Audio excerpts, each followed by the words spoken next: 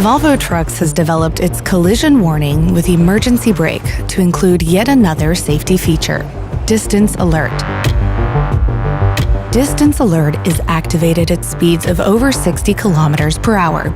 It warns the driver via a red light projected onto the windscreen when it detects that the distance from the vehicle in front is less than the selected time gap.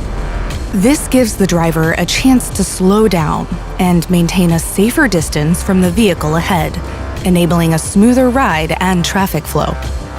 But most importantly, it can help prevent collisions, in particular trailer-back accidents, where one truck collides with another from behind.